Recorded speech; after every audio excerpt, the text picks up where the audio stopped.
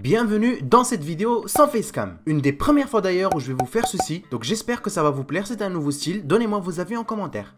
Si vous vous retrouvez ici aujourd'hui, c'est soit parce que vous êtes marocain fidèle à ma chaîne, ou une simple personne qui va en connaître plus sur le système de la qualification de la Coupe d'Afrique 2019 qui va se dérouler au Cameroun. Cette vidéo demandera pas mal d'heures de montage, donc je compte sur vous pour le petit like et l'abonnement. La Coupe d'Afrique se déroulera du vendredi 7 juin au dimanche 30 juin 2019. Alors avant de pouvoir participer à cette Coupe d'Afrique, tous les pays africains membres de la FIFA se doivent de passer les phases de qualification. Des éliminations directes d'abord afin d'arrondir le nombre de participants, et ensuite les phases de groupe.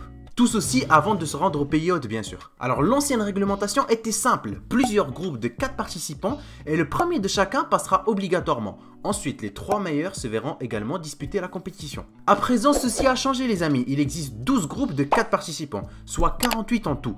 Les équipes feront leur preuve en affrontant chacune les 3 adversaires à domicile et à l'extérieur. Donc chaque équipe jouera 6 matchs. Et du coup les 2 équipes les mieux classées se verront attribuer le billet pour la CAN. Jusque là rien de compliqué. Sauf qu'en ce qui concerne le groupe du pays hôte, il y a une petite modification. Car oui, le pays hôte participe également à cette phase. Il joue quand même la phase de qualification même s'il est automatiquement qualifié. Du coup on va directement mettre les noms afin d'y voir un petit peu plus clair. Le pays hôte de cette Coupe d'Afrique sera comme vous le savez tous le Cameroun. Sachez que cette équipe passera quelles que soient ses performances. En d'autres termes, qu'elle soit classée première ou quatrième de son groupe, elle a déjà son ticket d'entrée. La question qui se pose est qui passera avec le Cameroun et est-ce qu'une équipe va passer avec le Cameroun? Alors le Cameroun est dans le groupe B avec le Malawi, le Maroc et les Comores.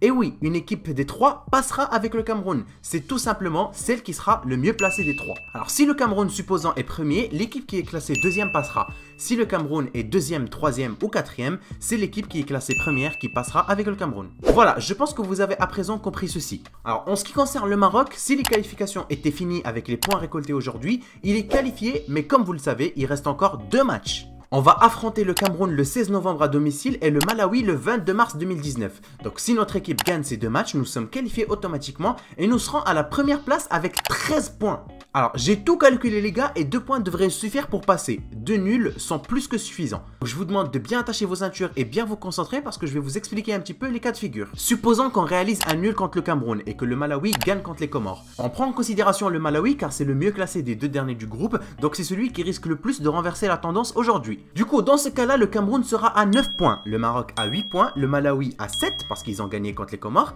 et toujours les Comores seront à 2 points. Du coup, pour l'instant, tout est clair, le match contre le Cameroun est joué. En mars, on va refaire du coup un nul contre le Malawi et si les Comores gagnent à leur tour contre le Cameroun, on sera premier grâce à la différence de but avec 9 points.